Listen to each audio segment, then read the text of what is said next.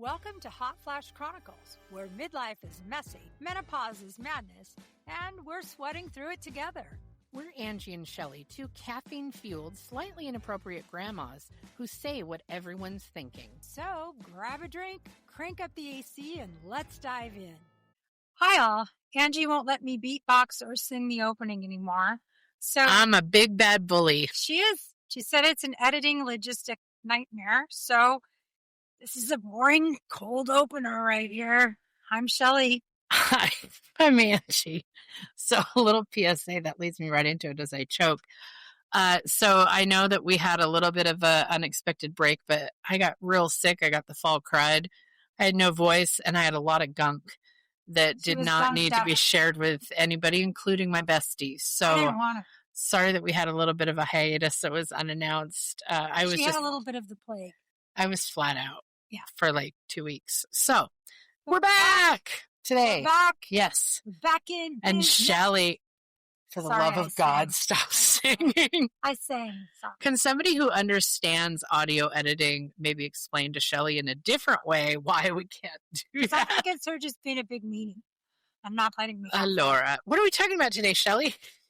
Big meanies? No. We are talking about, I think, this is something, it's an important time of the year to have a little bit of a PSA about the holidays. We have holidays coming up, and although that can be a very joyful time of year for family and friends, for a lot of people, it can be a very challenging time, and it can be a very emotional time.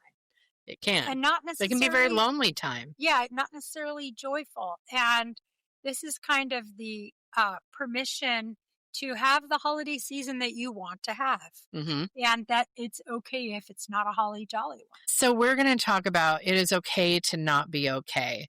My holidays this year are going to look a lot different than they ever have. And I am struggling to come to terms with that. So I now have all 3 of my kids and all 6 of my grandkids live out of state. Mm. So I'm sitting very much in the, why would I bother decorating or baking cookies or doing any of those things? Well, I mean, the short answer is, well, for you and Jeff, of course. Yes, of course, I want holiday cheer in my home. However, I feel like that might be just a constant reminder throughout the months of holidays that I do not have grandkids coming over because we normally host Christmas. Right.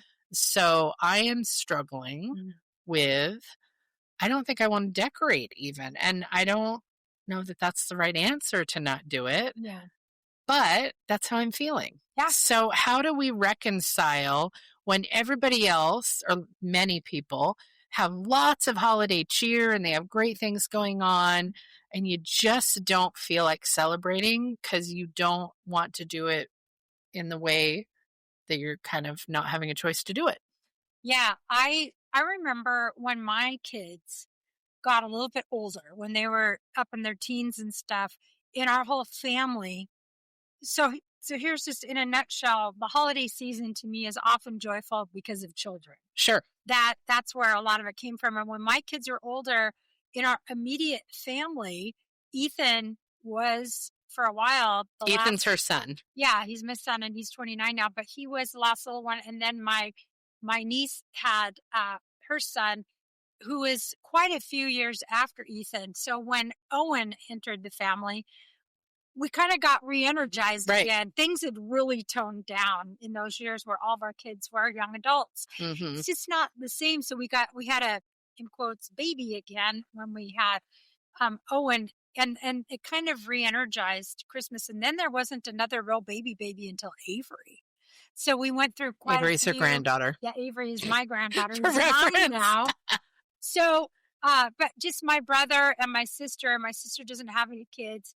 My brother, all of his kids are grown. So now it's just the last few years since the addition of Owen, who, by the way, now is 21. That's crazy. Oh, my goodness. Avery is now 9. Now we have Cam, who's 3. Those 3 have kept our family holidays going. Really. Right. Seriously, it's been the power of those 3 the last 20 years, because without the little kids, our holiday season was just a lot different. It was a lot more toned down. Nobody believed in Santa Claus anymore. Nobody was really into that. So they got really downplayed for a long time. So I understand. And I didn't decorate as much. And I Right. didn't go as overboard and stuff because it just felt unnecessary. It was like, I do all the work on this. I was always the one doing it. Right. And So, I've hosted Christmas for years now, and it's always been like Christmas morning. My parents come over, the kids, the grandkids, like we do a brunch thing, we mhm, open gifts, like I make wassail. It's a whole thing, and it's a tradition, right? And traditions change. yeah. So my sister a few years ago converted to Judaism, Mhm. and then they moved out of Texas, out of state. Wait, Into hang on. Texas. They From moved to Washington. Texas from Washington. So it's basically Jeff and I and my parents left here in Washington. So it's like, how do we celebrate? So I'm very much hoping that we get invitations to like friends' Christmas parties and stuff like that so that I can feel holiday cheer Mhm. without noticing really strongly that my kids and grandkids aren't there. Yeah. So, Yeah. It's just, like a little bit of a distraction. I also think um, it is absolutely 100% okay for this to be a transition year and for it mm, to be not joyful and for it to be kind of it's okay to properly say goodbye to something that was really, really important. right, And if the answer to that is feeling some grief and some sadness, that's okay too.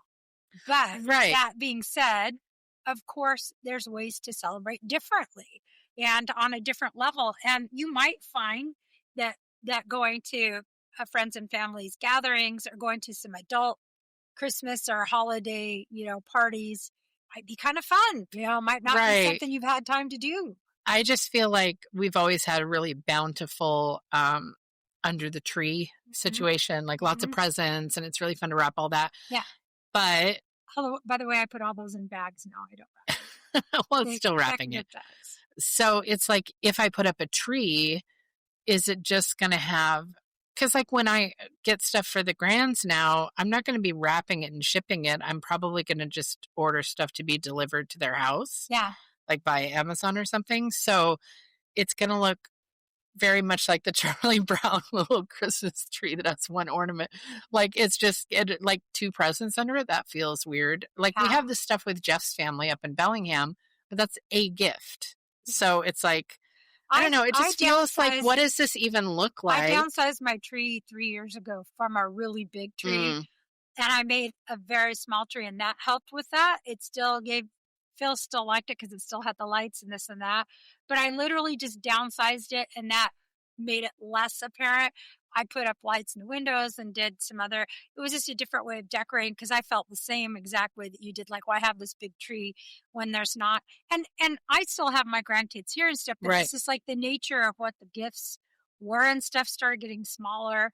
And it just wasn't, and all the stuff was at their house. Like I was putting Right. the presents Yeah, all yeah, yeah, for yeah. them to put under their tree to open and stuff. And we do some of it on Christmas Eve at our house. So there are traditions and things that, you have to look at it as this is an opportunity to figure out a new way to celebrate. Well, if it tells you anything about me, last year we had two full Christmas trees, one in the entryway and one in the living room, Yeah. decorated in different decor. So the living room one is blue and white, and the front door one is buffalo plaid. Yeah.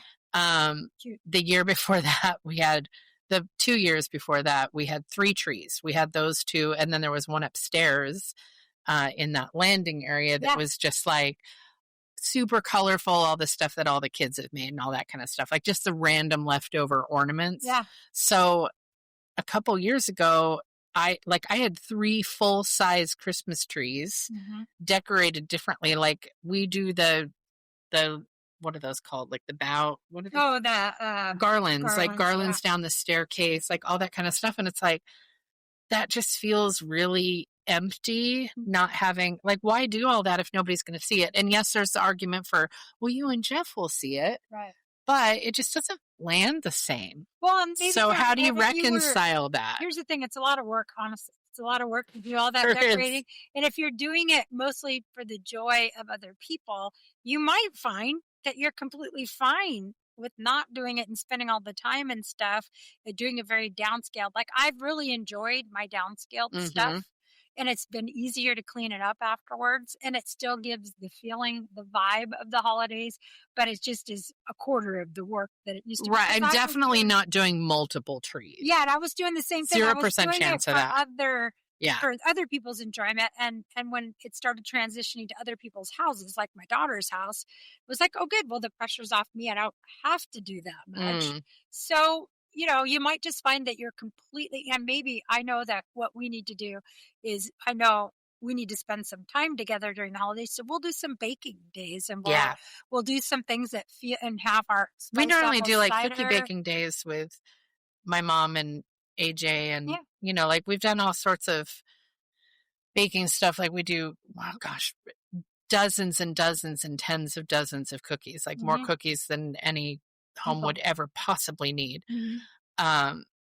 So it's like I can still bake those cookies, but like the last couple of years I've done royal icing, which is a very intense labor of love. Those are hard to make, but I love making them. So it's like, I guess I'll give them to other people. Yeah.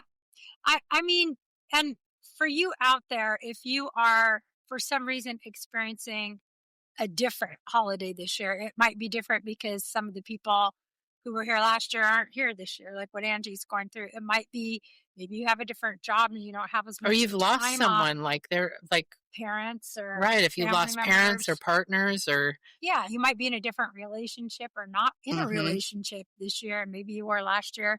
So maybe something is happening to you that makes this holiday season different, and maybe not as joyful. Maybe financially you're struggling, because a lot of us are in the current economy. There's a lot of things going on, and maybe you're going to have an enforced scaled down Christmas, whether you want it holiday season, whatever holidays you celebrate.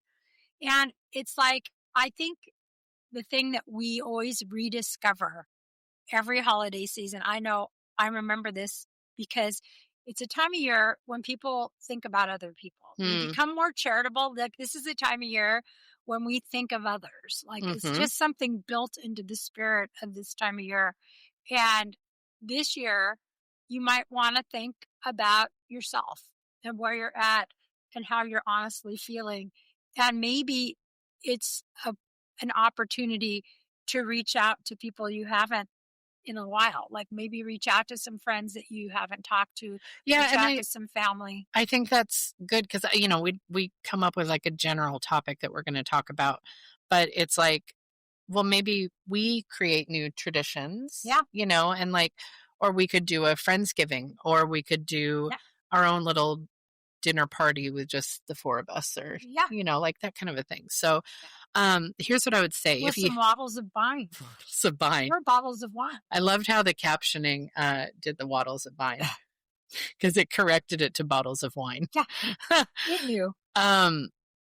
If we intentionally reach out and find those people in our lives that might be having a hard year, like, hey, Amanda is having a rough minute right now. Let me see if she wants to come over and do some baking. Like, just kind of consider all the people. If you're in a really good headspace and everything's going great for you, awesome. Like, maybe consider those people who are not, and see if there's someone you could reach out to and kind of bless them with like, hey, do you want to come over and help me decorate, or do wrapping, or like, let's get together and do a candy cane bar, whatever. Candy making, cookie baking, doesn't have to be around food. Yeah, it doesn't have to be, but if it is, but I think that's the thing, is what we find out is that this holiday time of year, it isn't really about presents. It really isn't about giving gifts or receiving gifts. It actually is about people. It's about connections and having that feeling of belonging. And that, I think, is where people sometimes feel isolated and cut off for whatever reasons. It could be that maybe your family moved, or it could be a loss. It could be a relationship broke up. It could be somebody in the family passed away. There's all kinds of reasons why people leave us, voluntary and involuntary. And so if you are struggling and feeling alone, and sometimes it's hard it's actually hard to recognize that sometimes. Right. You just feel the sads and you don't know why the sads are happening. And then it's like, oh, this is going to be my second Christmas without my dad or whatever. Like this year will be my 10th Christmas without my dad. And I think of things like that. Like sometimes that makes me a little melancholy during the holidays Sure. when you recognize, and my mom, it's been, 30 without her. And it's sometimes those things, those feelings come up during the holidays because maybe you haven't been around your parents or your aunts or your uncles or your sisters or whatever, brothers for decades. And that loss can still be with you. It can Right. still, the holidays remind us of family and friends. And sometimes we remember, oh, we miss those people. Right.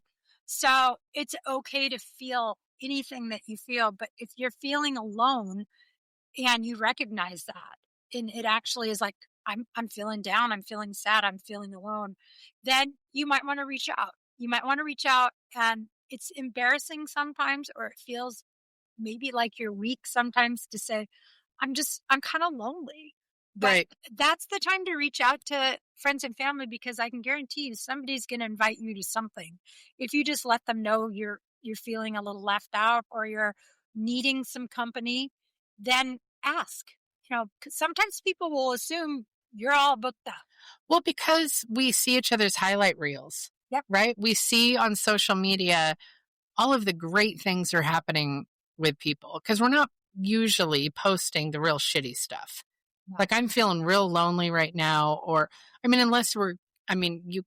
some people do post a lot of negative stuff, but if we're having a rough minute, it's pretty rare for people to be vulnerable and say, I'm having a rough minute. So we're seeing only the curated stuff that people want us to see We think about everybody else themselves. is comfortable. Right. So I have started lately when people are like, oh, how's it going? It's like, depending on how well I know the person, it's like, I'm having a rough minute, but I'm doing okay. And it's like, instead of just being like, oh, yeah, everything's great, because I don't want to show up inauthentically. Right. And like fake it. So I've been taking a little bit of a break from socials because I don't want to bullshit people and pretend like do the song and dance like everything's awesome when I am going through shit. Yeah. It's like, it's okay to admit that and say, I'm having a rough minute and I need a break. Yeah. And that's the thing too, is maybe this year, maybe some people find comfort in being alone and having a little solitude. I remember when I was in college, I actually read a book. It was called Solitude, and it was about famous people in history, like different creative people, science people. It was people from all different, kind of famous people, but that would take breaks. Like this was way before social media, but these are people who were kind of famous for taking breaks from society and doing some downtime and just healing and preparing for whatever the next big thing in their life was. And if you want to do that, that's okay too. Like if you're like, I'm going to lay low this holiday season, I'm going to stay at home, I'm going to put my slippers on, I'm going to get some hot cocoa, and I'm camping out in front of the TV. And that's going to be the holidays for me. Yeah. That's okay too. Like it is. It's what you need, how to feed your soul. Sometimes you feed it with other people and with interactions, and sometimes you feed it by just healing and nurturing yourself. And none of those is wrong. Yeah, I agree. Yeah, I think there's comfort in both. Well, I very much now am looking forward to hanging out with this one. I mean, I always look forward to it, but one of the things one of the things I appreciate most about Shelly is she can recognize what you need or want from her before you even know it. So if I am super excited and I need somebody to share in that joy, like she's the one that's going to sit and wag her tail with me and be like, oh my God, this is so awesome. Lots of or like, I have no idea. Let's try this. I'm all in. Let's go. Yeah. Or if like she just notices you kind of pulling away, it's like, oh, okay, I need to like show up and let's bake some cookies. Like Angie's having a rough Christmas. Yeah. We're going to show up. And that is exactly why she's my best friend, because she knows how to read me better than I do. So. Well, and I think that like people undersell themselves. I think you probably do that with your friends, and a lot of you out here who are listening. I think it's a natural thing, especially for women for some reason. I think women have a kind of innate sense of getting the feelers out there and just kind of knowing something's different with so Right. Something's going on. We don't always know what the thing is, but for those of us who feel like if you're feeling right now like you're in a great space and you're feeling really good and positive and you know everything's going good for you, take a minute and just do a check of your family and friends through your lists in your mind and maybe check in. If there's somebody that you're like, I have a question mark by so-and-so, I wonder how they're doing. Because that's part of the holiday thing is reaching out to people. I think a lot about people who I'm only in touch with sometimes during this year. And this is the time of the year where I reconnect sometimes with old high school friends and I'll put out a little feeler and say, hey, how's everybody doing? So it's about connections and staying in touch with people. And sometimes you'll run across someone and they're having a rough minute. And then it's like, well, this is why I was doing the check. Right. And I think that would be a good practice for us to get into is to kind of do I haven't heard from Jane in a while. Yeah. Like, let's just check in and see how she's doing, or let's invite her over. You could have a little Friendsgiving, or is there a word for friend Christmas? Like a holiday party? Like just a holiday party is probably what it's called. Let's call it that. Let's call it a holiday party. Phrase. Trademark that. We're going to make $1 million off of it. Yeah. But no, and I think in our current world right now, where there's so much stress and tension, there's a lot of unknown going on, which makes people very scared and vulnerable. Everybody feels like, what is going on? So I think the thing that would help everyone during this time is the reminder that that there are people who care. Because it feels like right now in our world, there's a lot of people who don't care or who only care about themselves. And I think we could very much change a lot of the vibe and reduce a lot of tension in our current times if we knew that people care. When a stranger smiles at me right now, it means so much more than it did 5 or 10 years ago. Yeah. Like when somebody holds a door open for me going into a store or something, I make sure I smile and say thank you, like directly into their face, because we are needing that. We need to know that strangers care. We need to know that other people have empathy and that there is still kindness. Yeah. And that's part of this whole thing too. I think sometimes we feel disconnected because there's not a lot of that out there right now. Right. Well, it was funny. I was at Safeway the other day, a grocery store, and I was very I was in task mode, and I wasn't having the best day. I wasn't having the worst day, but I was just kind of like let's just get in, get the groceries, get out. Like I just needed a few things. And I was very much in my head, and I'm walking through the aisles of the grocery store, and this lady stops me and she goes, your hair is the coolest color of blue. And she's just lit up, right? She's like, that is such a cool color. Like I've seen really bright blue, but I've never seen like that really light teal. It's really pretty with your face. And I was like, it pulled me out of whatever I was in. Yeah. And it was like, oh God, there are humans around me. And I'm here in my own little wackadoodle tailspin in my brain. And when I walked away, like I felt really good. Like, oh, my hair looks cute. Like she likes the color. And I was like, shit, I'm normally that girl. Yeah. I'm normally the one that's like, oh my God, that shirt on you. Like I'll say nice things to strangers. Yeah. So it's good to remember that you can do that for people too. Yeah. Like just kind of, if you notice something nice, say it. This is all free. It's all free. All of this is free. None of this costs anything but a couple sentences and a genuine, authentic smile. That's all it takes sometimes to literally make someone else's day. And we don't know. We do not know what people are going through. Like people might not, that girl didn't know Angie was going through having a rough minute. And like you said, that just kind of pulled you back. Yeah, it was like it sucked me back into reality. Like, oh, and then all of a sudden you hear the music and you see it's like, oh God, like you were in your own little tunnel. Like the Wizard of Oz going from black and white. Yeah, it's like it was like everything was at a stop, and I was just going and trying to find the right noodles and the right, meat. And it was like, oh God, there's a whole world happening around. All these senses are happening. I was just in this little tiny microcosm of my brain, like trying to figure out a problem. Yeah.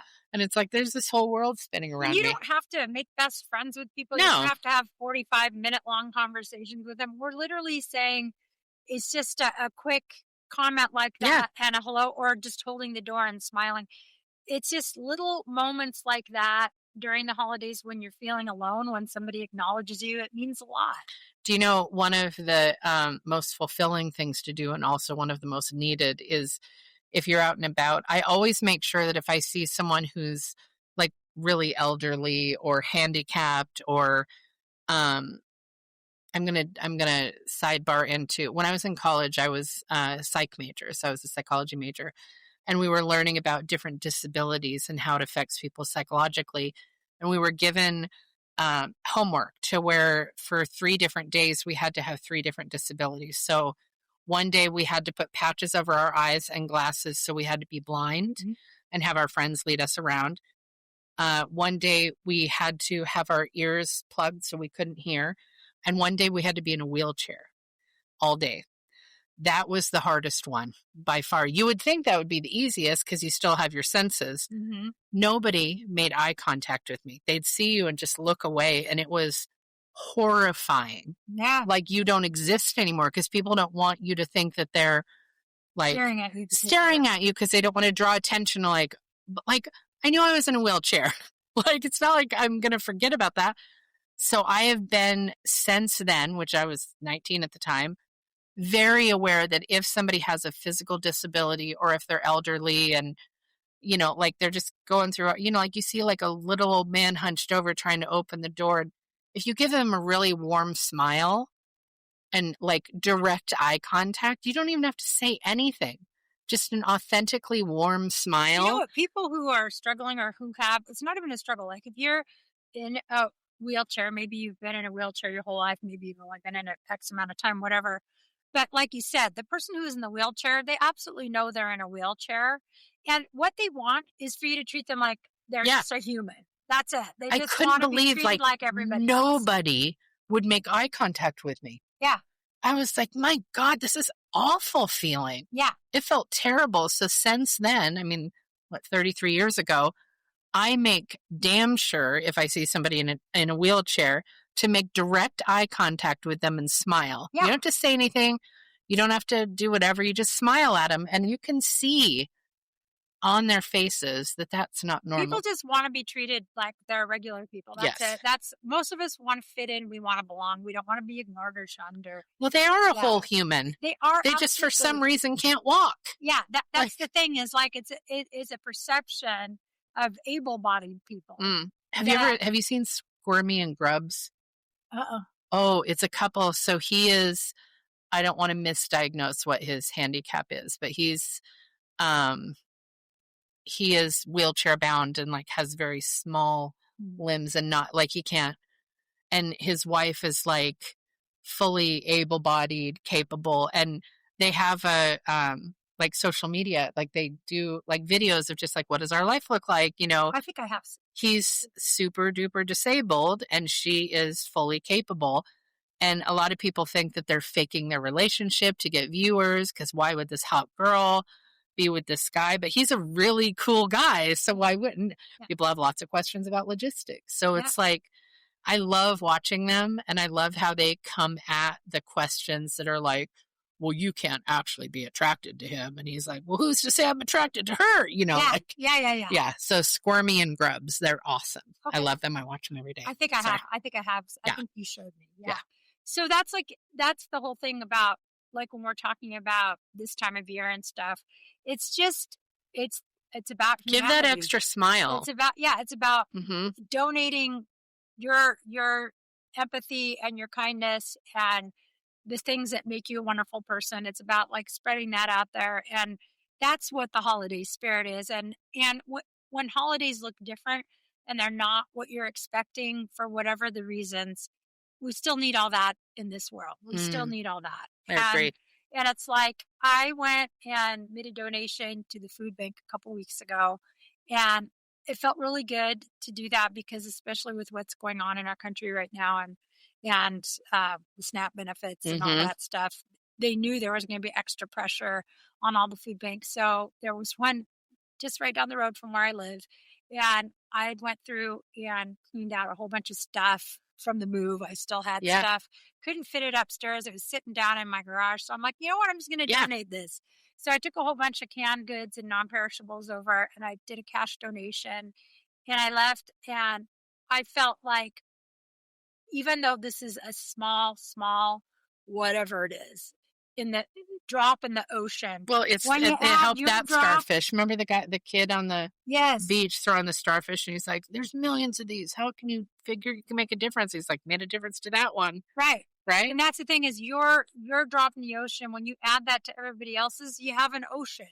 It's like you don't have to do ridiculous gestures. It can be simply, I'm going to clean out my canned goods today and donate some of them. It can be, but little things like that make you feel, I don't know who's receiving that stuff. I don't know who's going to get that stuff. It doesn't matter. It's helping someone else, even if it's a stranger. And I think sometimes, even if you want to be alone and you're like, I need some time off, doing little things like that. A lot of the grocery stores, you can buy like a $5 gift card, like a Fred Meyer or Safeway or whatever. It doesn't have to be a huge thing because it'll make a difference. Give them to the cashier and say, give these to people you think might need them. Right. And I've done that before. But it's, even if you don't want to be out hustling and bustling and doing all this stuff one-on-one because you just feel like you can't do it. Find something you can do. Yeah, find something you can do that means something to you. Nobody else even has to know you've done it. It's just, you've stayed connected somehow. And that's going to make me... Well, if you want to go buy presents, you can do Toys for Tots or something like that. Like there's always a giving tree or something. Something like that. I like to do things like that, especially. You can always donate also to an animal shelter. They need stuff at Christmas time and holidays too. So because dogs are people too. Dogs and kitties and bunnies, dogs are people too. They're people too. So, just even if you want to connect like that, or if you have an hour or two of your time to donate, sometimes doing that, donating your time to a charity can make you feel connected in a way that just gives you that sense of humanity. I agree. So it's finding that thing. What a great topic, and very timely, obviously, because we're about to roll into the main holidays of the year. So I would love to know how you guys pivot when something like a holiday celebration doesn't look exactly the way that you thought it would. Yeah, sure. Yeah. I would love to hear too. And thank you guys for holding space for me and letting me talk about it. And thank you, Shelly, for holding space for me and letting me talk about it. So let's roll into our rapid fire questions, which I think are so fun. Apparently, Shelly is stressed out about it. Always. So, Shelly, what is your favorite Christmas cookie?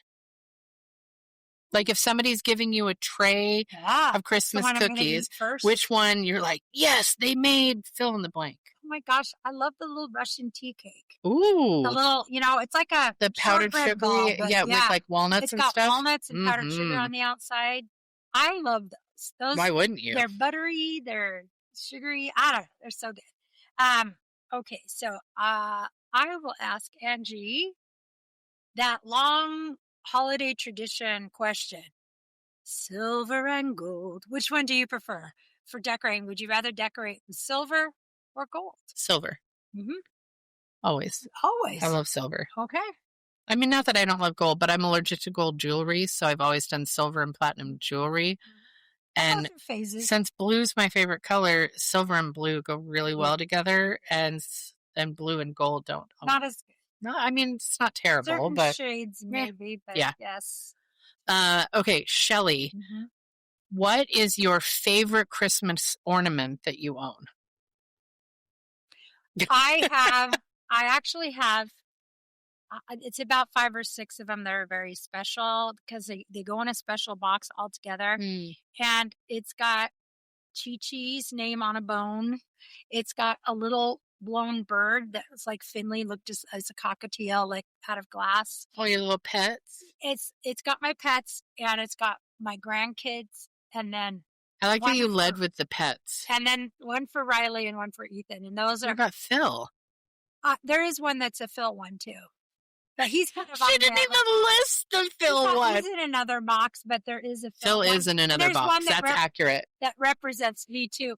But the ones that are I call them kids fur kids, human kids, grandkids. Isn't it funny that you one. said Chi-Chi before you said like your grandkids or your children or your husband? No, it's not weird at all. That's not weird. That's very Shelly. No, it's very me. But those are very special to me, and I've had those ones for a long time. We just added cams in there 3 years ago. Cute. So I want to see those. Yeah, they're very cute. They're special to me. So I will keep those forever.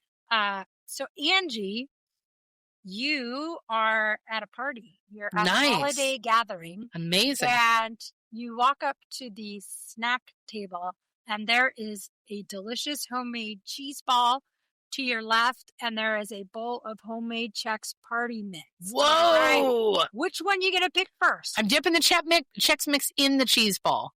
No, that's not true. Chex Mix or cheese ball?